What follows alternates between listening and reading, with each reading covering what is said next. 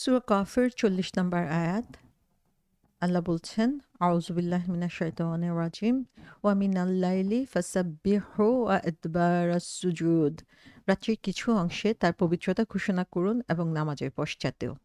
৩৯ নম্বর আয়াতে আল্লাহ বলছেন যে আ রাসূল সাল্লাল্লাহু আলাইহি ইসলাম যে পরিস্থিতিতে রয়েছেন সেই অবস্থায় তার করণীয় কি? সেই অবস্থায় তাকে ধৈর্য ধারণ করতে হবে। তারা যা কিছুই বলুক না কেন, কাফির, অবিশ্বাসী, মুশরিকরা, এবং সাথে, সাথে আল্লাহ সুবহানাহু ওয়া তাআলার সাথে আরো গভীরভাবে নিজের কানেকশনটা তৈরি করতে হবে। সেখানে তাসবিহ করতে হবে। আল্লাহ সুবহানাহু ওয়া তাআলার প্রশংসা আদায় করার মাধ্যমে, তার কৃতজ্ঞতা আদায় করার মাধ্যমে আ সকাল এবং বিকালবেলা সূর্যোদয়ের পূর্বে এবং সূর্যাস্তের পূর্বে স্পেশাল ২ টা সময়ের কথা আল্লাহ সুবহানাহু ওয়া তাআলা বলছেন, এবং তারপরে বলছেন ওয়া মিনাল লাইলি, যে তার সাথে কানেক্টেড করেছেন এবং রাতের কিছু অংশে। সো সেখানে আমরা দেখি যে পরিস্থিতিতে রাসূল সাল্লাল্লাহু আলাইহি ওয়াসাল্লাম রয়েছেন, যেখানে তার মনোবল দুর্বল হয়ে যাচ্ছিল, হতোদ্যম হয়ে পড়েছিলেন, সেই সময়ে তাকে শক্তি দেওয়ার জন্য, তাকে সাপোর্ট দেওয়ার জন্য আল্লাহ সুবহানাহু ওয়া তাআলা বলছেন যে সেই সময়ে যখনই এ ধরনের পরিস্থিতি হবে, আমাদের মনোবল দুর্বল হয়ে পড়বে, তখনই আমাদের কাজ হচ্ছে আল্লাহ সুবহানাহু ওয়া তাআলার সাথে নিজেকে কানেক্টেড করে নেওয়া। এবং সেই সময়গুলো আল্লাহ সুবহানাহু ওয়া তাআলা এখানে বলে দিয়েছেন যে এই সময়গুলো খুবই সেনসিটিভ সময়, এবং এই সময়ে আমরা যত বেশি আল্লাহর সাথে কানেক্টেড থাকব, তত বেশি আমরা এই দুর্বলতাগুলো থেকে নিজেকে বাঁচিয়ে রাখতে পারবো। সো ওয়া মিনাল লাইলি, যে রাতের কিছু অংশে। সো সেই সময়েও হচ্ছে আল্লাহ সুবহানাহু ওয়া তাআলাকে স্মরণ করার কথা বলা হয়েছে। সো তাফসীরকারগণ বলেছেন যে এর একটা অর্থ হতে পারে যে রাতের প্রথম অংশের কথা এখানে বলা হয়েছে। অর্থাৎ সূর্যাস্তের পরে যখন অন্ধকার হয়ে আসছে সেই সময়ে ২ টা নামাজ আমরা পড়ে থাকি। একটা হচ্ছে মাগরিব, আরেকটা হচ্ছে ইশা। সো এখান থেকে ২ টা নামাজের সময় আ তাফসীরকারগণ নিয়ে এসেছেন, এবং এর আরেকটা অর্থ হতে পারে যে রাতের শেষ অংশ, যেখানে আমরা তাহাজ্জুদের নামাজ পড়ে থাকি, যে রাতের শেষ তৃতীয়াংশে আল্লাহ সুবহানাহু ওয়া তাআলা সর্বনিম্ন আসমানে নেমে আসেন এবং তার বান্দাদেরকে আহ্বান করতে থাকেন যে কে আছে তার কাছে চাইবে, আল্লাহ তার সে চাওয়াকে পূর্ণ করে দিবেন। কে তার কাছে আ কোনো দোয়া করবে, আল্লাহ সুবহানাহু ওয়া তাআলা তার দোয়াকে পূর্ণ করে দিবেন। সো সেই সময় আল্লাহ সুবহানাহু ওয়া তাআলা নিকটতম অবস্থানে থাকেন বান্দার, এবং সেই সময়ে আল্লাহ সুবহানাহু ওয়া তাআলা তাসবিহ করার কথা বলা হয়েছে। সো এখানে আবার আরো বলা হয়েছে যে ফাসাব্বিহু ওয়া আদবারাস সুজুদ, যে তোমরা কি করবা? সাব্বিহ, রাসূল সাল্লাল্লাহু আলাইহি ইসলামকে বলা হচ্ছে যে সুতরাং আপনি কি করবেন? আবারও তাসবিহ করার কথা এখানে বলা হয়েছে, যে আম আ কন্টিনিউয়াসলি আল্লাহ সুবহানাহু ওয়া তাআলা রাসূল সাল্লাল্লাহু আলাইহি ইসলামকে আল্লাহর সাথে কানেক্টেড হওয়া, তার পবিত্রতা ঘোষণা করা, সেই ব্যাপারে তিনি উৎসাহিত করে গিয়েছেন, নির্দেশ দিয়ে গিয়েছেন, এবং রাসূল সাল্লাল্লাহু আলাইহি ইসলাম প্রতিনিয়ত সেই কাজটাই করে গিয়েছেন। ওয়া আদবারাস সুজুদ, রাতের কিছু অংশে তুমি এটা করো, এবং আদবারাস সুজুদ, আদবারা শব্দটি এসেছে আ দুবুর থেকে। দুবুর শব্দের অর্থ হচ্ছে আম আ আ কোনো কিছুর পিছনে অথবা কোনো কিছুর শেষ অংশ বোঝানোর জন্য দুবুর শব্দটা বলা হয়ে থাকে। আর দুবুর শব্দের বহুবচন হচ্ছে আদবার। সো এর অর্থ তাফসীরকারগণ বলেছেন যে এটা হচ্ছে নামাজের শেষের অংশের কথা এখানে বলা হয়েছে। সুজুদ শব্দটার সাথে আমরা পরিচিত সিজদা। তার অর্থ হচ্ছে যখন আমরা আল্লাহ সুবহানাহু ওয়া তাআলার সামনে আমাদের মাথাটাকে নত করে দেই, আমাদের ফেসটা, মুখটা হচ্ছে মাটিতে লাগিয়ে দেই, সেই সময়ের কথা বলা হয়েছে। সো এখানে বলা হয়েছে। সো আমরা দেখি যে সুজুদ মেইনলি কখন আমরা করছি, সেটা হচ্ছে নামাজের সময়ে। সো আদবারা সুজুদ বলতে যে নামাজের শেষ অংশে বেশি, বেশি করে আল্লাহর তাসবিহ করার কথা বলা হয়েছে। সো এখানে মূলত যে জিনিসটা আমরা দেখি সেটা হচ্ছে যে প্রতিকূল পরিস্থিতিতে রাসূল সাল্লাল্লাহু আলাইহি ইসলামের প্রতি আল্লাহর নির্দেশ হচ্ছে আল্লাহ সুবহানাহু ওয়া তাআলার সাথে সম্পর্ককে আরো গভীর করা, আরো মজবুত করা, এবং সেটাই হচ্ছে আমাদের মূল শক্তি। সেটাই আমাদেরকে এই বিরোধিতার মধ্যেও নিজের মনোবলকে অটুট রাখার জন্য সাহায্য করবে। সো এখানে জেনারেল মিনিং যেটা, সেটা হচ্ছে যে বেশি, বেশি করে নামাজের পরে হচ্ছে আল্লাহ সুবহানাহু ওয়া তাআলার স্মরণে এবং তার চিন্তায় মনোনিবেশ করা। এবং এখানে নামাজের কথা, যে ৫ ওয়াক্ত নামাজের যেই বর্ণনা এসেছে তার সাথেও এটা কানেক্টেড হতে পারে, যে আমরা যখন ফরজ নামাজ পড়ে থাকি, সেই ফরজ নামাজের পরে আমরা নফল নামাজ পড়ব, সুন্নত নামাজ পড়ব, যেগুলো হচ্ছে আমরা আরও বেশি করে সিজদা দেওয়ার সুযোগ পাচ্ছি এবং আরও বেশি করে তাসবিহ করার সুযোগ পাচ্ছি। সো আল্লাহ সুবহানাহু ওয়া তাআলা এখানে আমাদের যে শক্তি, আমাদের যে পাওয়ার, সে পাওয়ার এই আল্লাহ বিরোধী শক্তির সাথে চলার জন্য বা আমাদের চারদিকে যত ধরনের অসওয়াসা রয়েছে সেগুলো থেকে বাঁচার জন্য আমাদের যে শক্তিটা প্রয়োজন, সেই শক্তিটা বলছেন যে এই আল্লাহর স্মরণ থেকে আমরা পাবো, এবং সেই স্মরণটা আমরা বেশি বেশি করে কখন করব? নামাজের মধ্যে এবং নামাজের পরের অংশে, নামাজ শেষ করে আমরা হচ্ছে আল্লাহ সুবহানাহু ওয়া তাআলাকে স্মরণ করতে থাকবো। মুজাহিদ রহমতুল্লাহ আলাইহি বর্ণনা করেছেন ইবনে আব্বাস রাদিয়াল্লাহু আনহু থেকে, ওয়া আদবারা সুজুদ বলতে এখানে সেজদার পরে যেই তাসবিহ সেটার কথা বলা হয়েছে। সো আল্লাহ সুবহানাহু ওয়া তাআলার পবিত্রতা বর্ণনা করতে হবে সেই সময়ে, সেজদার পরে নামাজে যে সেজদা দিই আমরা তার পরবর্তী সময়ে, সেই কথা এখানে বর্ণনা করা হয়েছে তিনি বলেছেন। আবার আরেকটা বর্ণনায় এসেছে আদবারা সুজুদ বলতে বোঝানো হয়েছে মাগরিবের পরে 2 রাকাত সুন্নত নামাজ পড়া। সেই ব্যাপারে আল্লাহ সুবহানাহু ওয়া তাআলা এখানে নির্দেশ দিচ্ছেন যে তোমরা নামাজ শেষ করে উঠে যেও না, বরং তারপরে তোমরা অতিরিক্ত আরও 2 রাকাত নামাজ পড়ো এবং তার মাধ্যমে আল্লাহ সুবহানাহু ওয়া তাআলার তাসবিহ করো। সেটাও তাফসীরকারগণ বর্ণনা করেছেন।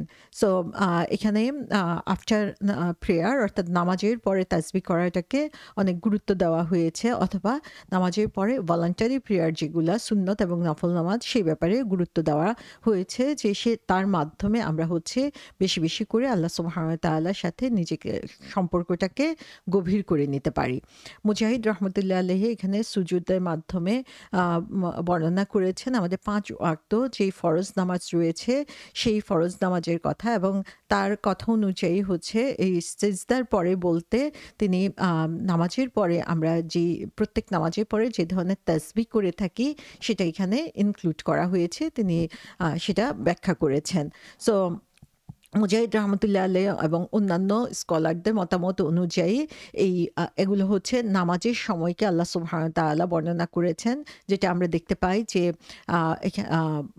ফজরের কথা এসেছে এর আগের আয়াতে, আসরের কথা এসেছে, এবং রাতের নামাজ বলতে different parts of the night যেমন মাগরিব এবং এশার কথা বোঝানো হয়েছে। এবং আদবারা সুজুদ বলতে যদিও এটা খুব একটা ফেমাস না তাফসীরকারগণদের মতে, তারপরেও বলা হয়েছে যে এটা সূর্যের যে মুভমেন্ট সেটাকে সুজুদ বলা হয়ে থাকে। এখানে আদবারা সুজুদ বলতে যখন হচ্ছে সূর্য হাইয়েস্ট পয়েন্টে চলে যায় সেই সময়ের কথা বলা হয়েছে, অর্থাৎ এর মাধ্যমে হচ্ছে জোহরের নামাজের কথা বলা হয়েছে।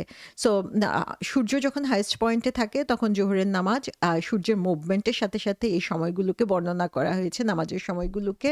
এটা হচ্ছে বিভিন্ন স্কলারের মতামত অনুযায়ী যে যখন সূর্য একদম সর্বোচ্চ পয়েন্টে থাকে তখন জোহর, যখন একদম নিচ থেকে উপরে উঠতে থাকে তখন হচ্ছে ফজর, এবং উপর থেকে নিচে নামতে থাকে তখন সেটা হচ্ছে মাগরিবের সময়। সো এখানে বিভিন্ন নামাজের সময়কে এখানে বর্ণনা করা হয়েছে।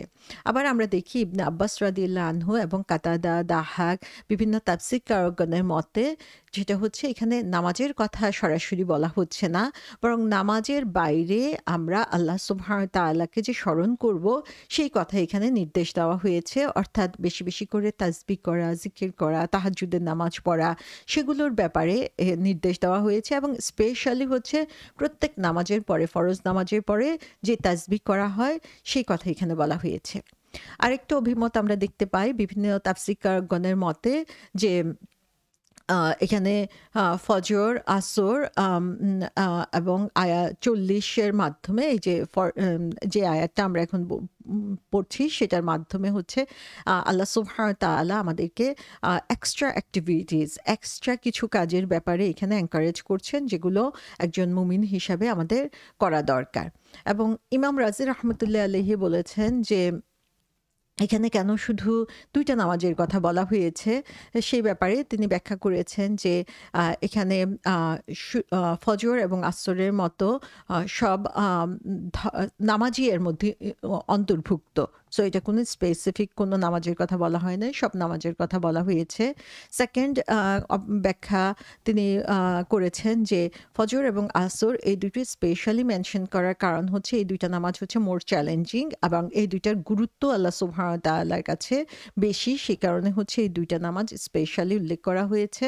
এবং থার্ড একটা অভিমত এসেছে ইমাম রাজি রহমতুল্লাহ আলাইহির কাছ থেকে, সেটা হচ্ছে যে এটা মিড মাক্কান পিরিয়ডে, অর্থাৎ মাক্কি যুগের মাঝামাঝি সময়ে এই সূরাটা নাজিল হয়েছে। তখনও ৫ ডেইলি প্রেয়ার ফরজ করা হয় নাই। তখন শুধুমাত্র এই ২ টা স্পেশাল নামাজই ছিল, ফজর এবং আসর। সো এই ৩ টা আয়াতের মাধ্যমে আমরা আসলে নামাজের বিভিন্ন সময় যেমন জানতে পারছি, তেমনিভাবে সে নামাজের সাথে সাথে কিভাবে আল্লাহ সুবহানাহু ওয়া তাআলাকে আরো বেশি করে আমরা স্মরণ করতে পারি, সেটা আমরা দেখতে পাচ্ছি। সো এখানে আমরা দেখি আল্লাহ সুবহানাহু ওয়া তাআলা নামাজের কথা বলছেন, কৃতজ্ঞতা আদায়ের কথা বলছেন এখানে, এবং সাথে সাথে তিনি বলেছেন যে ফাসাব্বিহ বিহামদি। আবার যখন ৪০ নম্বর আয়াতে বলছেন তখন শুধুমাত্র সাব্বিহ বলছেন, সেখানে আবার বি শব্দটা আসে নাই। তো এখানে ইমাম কুরতুবী রহমতুল্লাহ আলাইহি বলেছেন যে ৩৯ নম্বর আয়াত মূলত নামাজ নিয়ে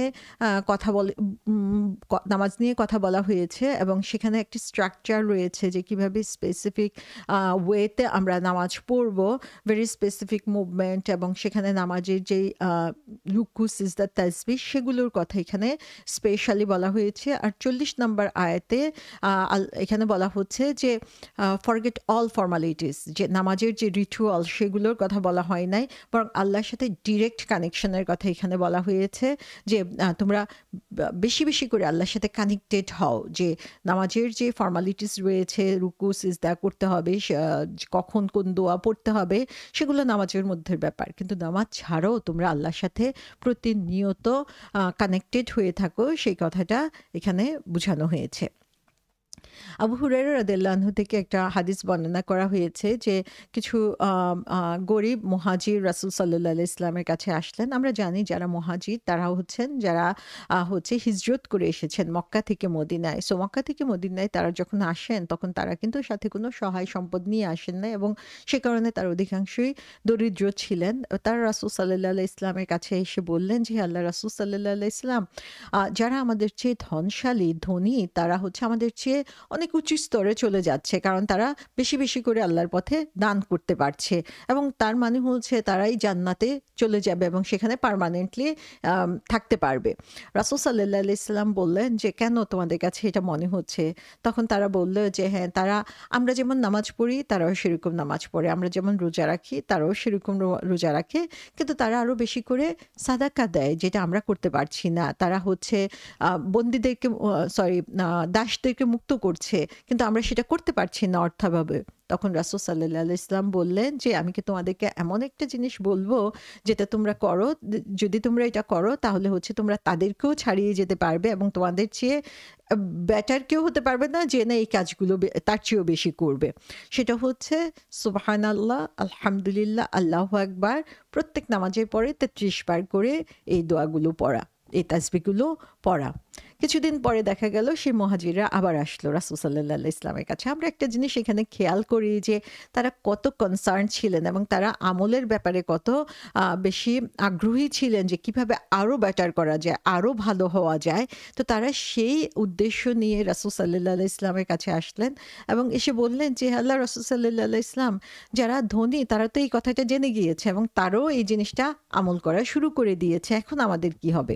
তখন রাসূল সাল্লাল্লাহু আলাইহি ইসলাম বললেন যে এটা হচ্ছে আল্লাহর পক্ষ থেকে একটা রহমত, আল্লাহর পক্ষ থেকে একটা বিশেষ নিয়ামত, এবং সেটা আল্লাহ যাকে ইচ্ছা করেন তাকেই দান করেন। তার মানে আল্লাহর সাথে কানেক্টেড হওয়া, আল্লাহর সন্তুষ্টি হাসিলের জন্য আমরা যত বেশি কানেক্টেড হব, তার সন্তুষ্টি অর্জনের জন্য চেষ্টা করব, সেটা আল্লাহই শুধু জানেন এবং সে অনুযায়ী তিনি আমাদেরকে পুরস্কার দেবেন। আবার আরেকটা হাদিসে আমরা দেখি বলা হয়েছে যে ইব্রাহিম আলাইহিস সালামের সাথে যখন দেখা হলো ইসরা এবং মিরাজে, যখন রাসূল সাল্লাল্লাহু আলাইহি ওয়াসাল্লাম ঊর্ধ্ব আকাশে গমন করলেন, সে সময় ইব্রাহিম আলাইহিস সালাম বললেন যে হে মুহাম্মদ, তোমার উম্মতকে আমার সালাম জানাও এবং তাদেরকে বলে দাও যে জান্নাতের মাটি হচ্ছে খুবই উর্বর এবং সেখানে মিষ্টি পানি রয়েছে, কিন্তু এটা হচ্ছে একটা সমতল জায়গা, এখানে কোনো ধরনের গাছপালা নাই। এর গাছপালা হচ্ছে সুবহানাল্লাহ, আলহামদুলিল্লাহ, লা ইলাহা ইল্লাল্লাহ, ওয়াল্লাহু আকবার। যে এই কথাগুলো যতবার বলবে সে সেখানে তার জন্য একটা করে খেজুর গাছ রোপণ করছে। অর্থাৎ আমাদের জন্য জান্নাত নির্ধারিত করে রাখা হয়েছে। আমাদের জন্য প্লট আল্লাহ সুবহানাহু ওয়া তাআলা রেখে দিয়েছেন। সেই প্লটটাকে আমি কিভাবে সাজাবো সেটা হচ্ছে এখন আমাদের উপরে, এবং সেই সাজানোর কাজটা আমরা করতে পারি বেশি, বেশি করে এই তাসবিহ পড়ার মাধ্যমে।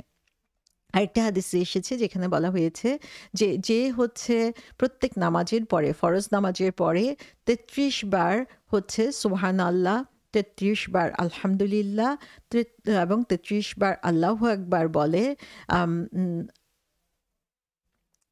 তারা হচ্ছে এবং ১০০ বার লা ইলাহা ইল্লাল্লাহু ওয়াহদাহু লা শারীকা লাহু লাহুল মুলকু ওয়া লাহুল হামদু ওয়া হুয়া আলা কুল্লি শাইইন কাদির, এই কথাটা বলে তার সমস্ত গুনাহ মাফ করে দেওয়া হবে, যদিও সেটা সাগরের ফেনা পরিমাণ হয়। সুবহানাল্লাহ, যে আল্লাহ সুবহানাহু ওয়া তাআলা আমাদেরকে কত সুযোগ দিয়ে রেখেছেন যাতে আমরা হচ্ছে আল্লাহ সুবহানাহু ওয়া তাআলার কাছ থেকে এই রহমতগুলো লাভ করতে পারি।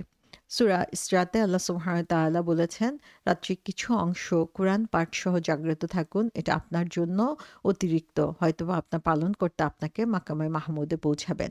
সো এই রাতের অংশে, কিছু অংশে আমরা আল্লাহর এই তাসবিহ করার মাধ্যমে আল্লাহ সুবহানাহু ওয়া তাআলার নৈকট্য অনুভব করতে পারি।